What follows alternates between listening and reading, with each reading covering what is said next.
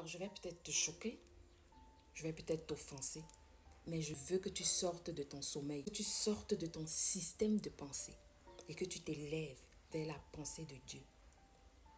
Il n'y a aucune vertu dans la pauvreté. Répète après moi, il n'y a aucune vertu dans la pauvreté. Ne pense pas que c'est parce que tu es pauvre que tu es vertueux. La pauvreté ne développe pas la vertu. La pauvreté développe le péché. Parce que dans la pauvreté, tu es dans le manque, tu es facilement manipulable. La pauvreté est une conséquence, c'est une malédiction. C'est la conséquence du péché, du mal, de la méchanceté. Quand tu regardes dans la Bible, à chaque fois que Dieu voulait punir le peuple juif, qu'est-ce qu'il disait? Je vais envoyer la famine, je vais vous priver, je vais vous envoyer la maladie, les souffrances, les maux. Donc la pauvreté n'est pas une vertu, mais une conséquence. Une conséquence de la condamnation, une conséquence du péché.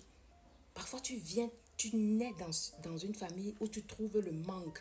Pas parce que Dieu a voulu que tu manques, mais parce que tes ancêtres se sont mal comportés, ils ont fait du mal et ils ont payé et ça vient dans ta lignée. Première chose que Dieu te dit toujours, c'est que je te bénirai.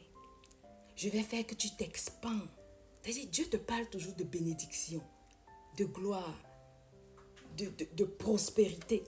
Donc, il n'y a pas de vertu dans le manque. Il y a une partie dans la Bible qui va t'expliquer la pauvreté surprendra le paresseux comme un voleur. Donc, la pauvreté n'est pas une vertu.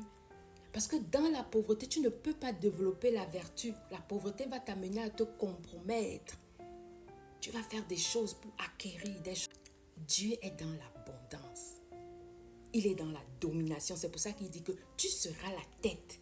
C'est pour ça que Daniel était la tête. C'est pour ça que Joseph était la tête. C'est pour ça que David était le roi.